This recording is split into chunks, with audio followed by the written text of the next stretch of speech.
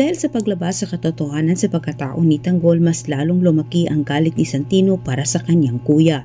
Ibinunyag ni Tinding kay Santino ang totoong pagkatao ni Tanggol, pero hindi niya naunawaan ang kanyang kapatid, bagkus mas lalo pang lumaki ang kanyang galit dahil sa ginawa nito kay Rigor umano. Ngunit sa huli, gumaya din itong si Santino sa kanyang kuya Tanggol dahil din sa panglalaso ni Julio. Ginamit ni Lucio itong si Santino para itumba itong si Angkong. Sakaling magkaroon man umano ng gipitan, si Santino lang ang maipit. Nang natuklasan ni Santino na si Angkong ang pinalipit ni Lucius sa kanya. Alam ni Santino na mabigat na kalaban ang mga Montenegro, pero dahil sa malaki ang galit niya kay Tanggol, tuluyan nang niyakap ni Santino ang maging masama.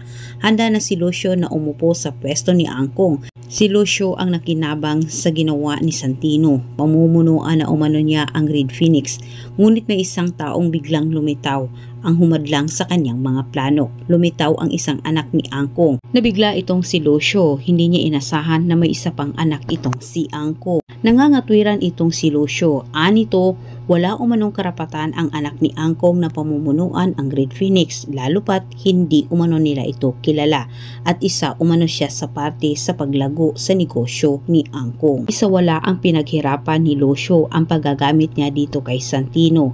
Hindi niya nakuha ang kanyang ninanais, bagkus siya'y naging tauhan pa rin.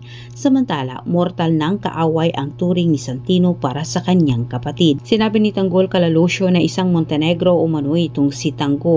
Nang gagalaiti sa galit itong si Lucio sa anak ni Angkong dahil hindi niya nakuha ang kanyang gusto. Sa pagsulpot sa anak ni Angkong, delikado si Santino. Magawa kaya ni Tanggol na iligtas ang kanyang kapatid o tuluyang mapahamak siya sa pagsama niya sa grupo ni Lucio. Maraming salamat sa panunood. Huwag kalimutang mag-subscribe.